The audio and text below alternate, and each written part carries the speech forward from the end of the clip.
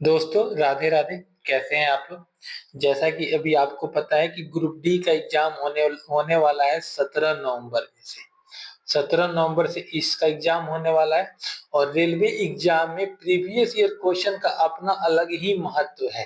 तो उसी को ध्यान में रखते हुए हम लोगों ने एक नया सीरीज शुरू किया है, जिसमें जितने भी 99 सेट्स हैं ग्रुप डी का प्रीवियस ईयर, उस सारे सेट्स के जीके के क्वेश्चन और साइंस के क्वेश्चन को हम लोग डिस्कस करेंगे। ये हमारा सेट नंबर 2 है। एक सेट ऑलरेडी अपलोड हो चुका है, तो उसको जाके देखिए। और चलिए इस सेट को शुरू करते हैं। पहला क्वेश्चन है हमारा, संगाई हिरन इनमें से किस भारतीय राज्य में पाई जाने वाली स्थानीय प्रजाति है? कौन? संगाई हिरन। तो ये पाई जाती है मणिपुर में। अगला क्वेश्चन है हमारा, चुंबकीय क्षेत्र के अंदर स्थित धारावाही चालक पर लगने वाला बल ज्ञात करने के लिए प्रयुक्त फ्लेमिंग के बाएं हाथ के नियम के अनुसार अंगूठा और तर्जनी क्रमशः डैश और डैश की दिशाओं को निरूपित करता है। तो देखिए, फ्लेमिंग के बाएं हाथ के बारे में पूछ रहा है कि जो फ्लेमिंग के बाएं हाथ में अंगूठा और तर्जनी किस किस चीज को निरूपित करते हैं। तो फ्लेमिंग के बाएं हाथ के अनुसार थंब, फोर फिंगर और मिडिल फिंगर, 3 अंगुली काम करता है बाएं हाथ का। तो जो थंब है वो चालक पर लगने वाले बल को निरूपित करता है, और अंगूठा के बाद की उंगली को फोर फिंगर या तर्जनी उंगली बोलते हैं, तो वो चुंबकीय क्षेत्र को निरूपित करता है। और मिडिल फिंगर करंट को निरूपित करता है। तो हमसे अंगूठा पूछा है वो बल, और तर्जनी उंगली पूछा है तो चुंबकीय क्षेत्र। ऑप्शन नंबर सी इसका सही आंसर होगा। अगला क्वेश्चन देखते हैं।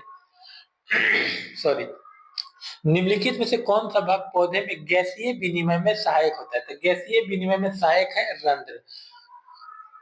मॉनसून राम पृथ्वी पर स्थित सर्वाधिक आर्द्र स्थान है और यह डैश में स्थित है। तो मॉनसून राम मेघालय में है, खासी पहाड़ी में। अगला क्वेश्चन है, इनमें से कौन सा विद्युत मोटर के आर्मेचर का भाग है? तो विद्युत मोटर के आर्मेचर का जो भाग होता है वो है एक आर्मेचर कोर, वाइंडिंग जिसको कुंडली बोलते हैं, तीसरा कम्यूटेटर और चौथा ब्रश।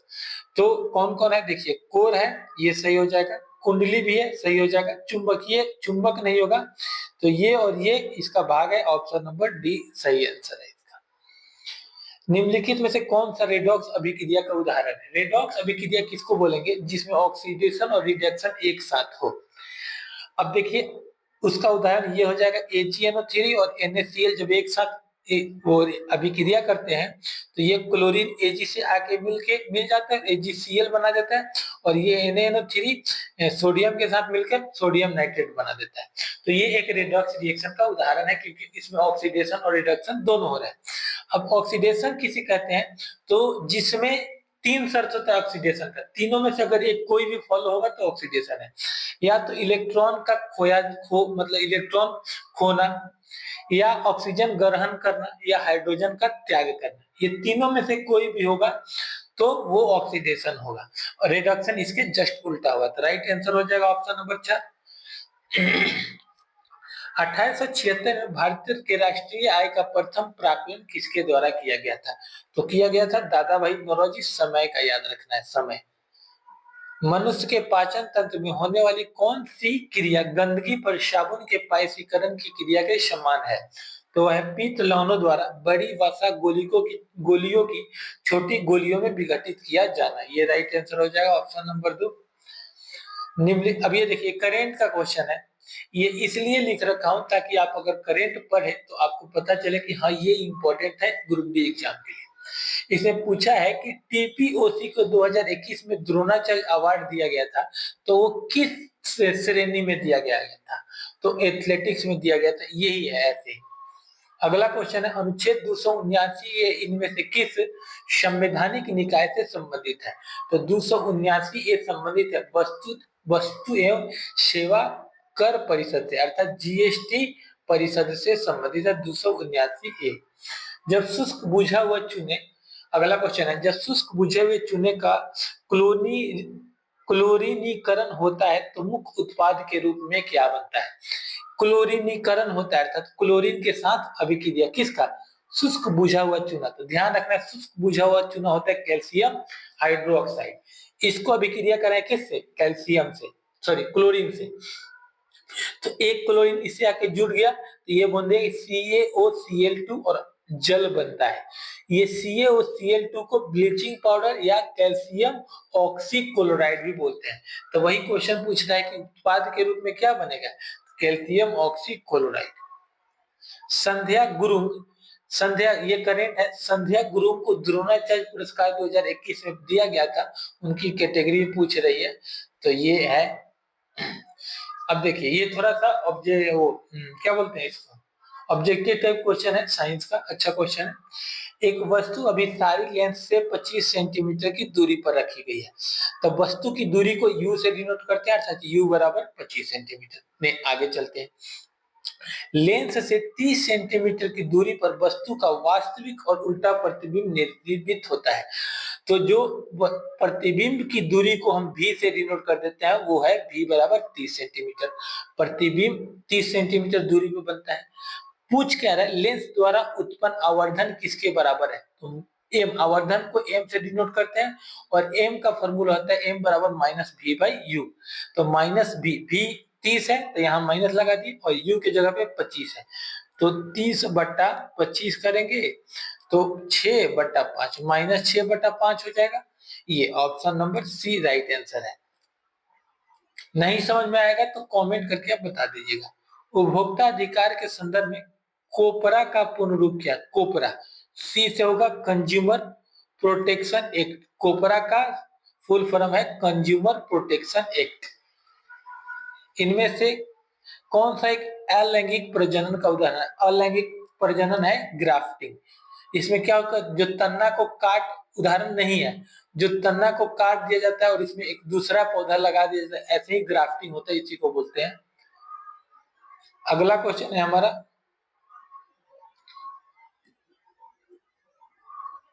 गोलीय दर्पण में ध्रुव और वक्रता केंद्र के बीच की दूरी, इसके फोकस दूरी एफ के पदों में डैश के बराबर होती है।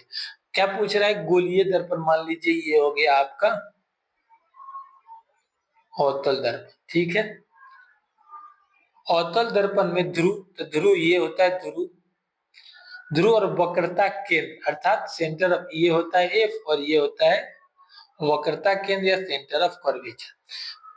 वक्रता केंद्र के बीच दूरी और इसके फोकस दूरी के बीच में क्या होता है, तो P से F, मतलब P से अगर देखा जाए तो C है वो F से दुगुना होती है, अर्थात C बराबर 2F बोल सकते हैं। तो वही बोल रहा है 2F के बराबर होता है, दोगुना होता है। कौन सी नदी अमरकंटक पहाड़ी से निकलती है, तो वो है नर्मदा, अमरकंटक पहाड़ी से निकलती है। अगला क्वेश्चन है, centre of monitoring the economy के आंकड़े के अनुसार 2022 में किस राज्य में सर्वाधिक बेरोजगारी देखी गई, हरियाणा में। करेंट का क्वेश्चन है, ये सेमी क्वेश्चन है, रिपीट हो गया। भारतीय संविधान के किस भाग में केवल अनुच्छेद 51A है जो नागरिकों के लिए 11 मौलिक कर्तव्यों की संहिता से संबंधित है, तो अनुच्छेद 51A भाग 4 के 1 में सन्निहित है। अगला क्वेश्चन, नवरोज त्योहार किस धार्मिक समुदाय से संबंधित है, तो नवरोज जो त्योहार है वो पारसी समुदाय द्वारा मनाया जाता है। Which factor lead scientists towards the classification of elements? Elements के क्लासिफिकेशन का क्या क्या क्राइटेरिया है, कैसे कैसे एलिमेंट्स को बांटा गया है। तो पहला जो आधार है different method of synthesis of element, ये बिल्कुल सही बात है, इस आधार पर भी एलिमेंट को बांटा गया। Different source of element, element का सोर्स क्या है, इस आधार पर भी एलिमेंट को कैटेगराइज किया गया। डिफरेंट प्रॉपर्टीज ऑफ एलिमेंट, उनके गुण के आधार पर भी कैटेगराइज किया गया है। तो तीनों का तीनों आधार है एलिमेंट के वर्गीकरण का। कार्बन के इलेक्ट्रॉनिक विन्यास में शामिल कोषों की कुल संख्या, तो ऐसे इलेक्ट्रॉनिक विन्यास लिखेंगे carbon 1s 2s 2p, S और पी दोनों आ जाता है कार्बन में, इसलिए टोटल कोषों की संख्या कितनी है, 2 है कार्बन का इलेक्ट्रॉनिक विन्यास में। एक गोलीय दर्पण में फोकस और वक्रता केंद्र के बीच की दूरी एफ बराबर होता है r/2, यही पूछ रहा है क्वेश्चन में, ऑप्शन नंबर ए। ये करेंट 29 अगस्त डैश को भारत और हेवी इलेक्ट्रॉनिक्स लिमिटेड को वाणिज्य उद्योग मंत्रालय के तहत सार्वजनिक क्षेत्र में हेवी इलेक्ट्रिकल लिमिटेड के रूप में पंजीकृत किया गया 1956। कोई भी अभिक्रिया जो अविलय अवक्षेप उत्पन्न करती है उसे गैस कहा जाता है। तो अवक्षेपन अभिक्रिया, अविलय अवक्षेप अर्थात क्या, वैसा अवक्षेप जो विलय नहीं हो सकी तभी तो अवक्षेप है, तो उसको अवक्षेप अभिक्रिया कह देंगे। आसान है क्वेश्चन। निम्नलिखित में से कौन सा राज्य प्रमुख भाषा युग में सम्मिलित नहीं है? जैसे मेघालय में खासी भाषा, आंध्र प्रदेश में तेलुगु भाषा, केरल में कन्नड़ थोड़ी बोली जाएगी, तो कर्नाटक में बोली जाएगी, तो ये सम्मिलित नहीं है। बाकी मैतेई भाषा मणिपुर में बोली जाती है, ध्यान रखिएगा। सभी पंचायती संस्थाओं में पदों का कितना भाग महिलाओं को आरक्षित है? तो 33% बोलिए, 1/30 3 है पंचायतों में महिलाओं के लिए आरक्षण। ये 73वें संविधान द्वारा मतलब लगाया गया था और 24 अप्रैल 1993 से ये लागू हो गया। ये 33% जो आरक्षण का वो क्राइटेरिया है। 2021 में जारी देखिए मानव विकास सूचकांक में भारत का स्थान पूछ रखा है, तो उस समय 131 था। तो ये सब इंडेक्स देख लीजिएगा एक बार। किसी दिए गए प्रतिरोध R को 2 बराबर भागों में काटा जाता है, तो प्रत्येक भाग का प्रतिरोध कितना है? मतलब सम्मिलित प्रतिरोध R है, इसको 2 बराबर भागों में काटा जाएगा तो प्रतिरोध कितना हो जाएगा? R/2 दोनों का प्रतिरोध हो जाएगा।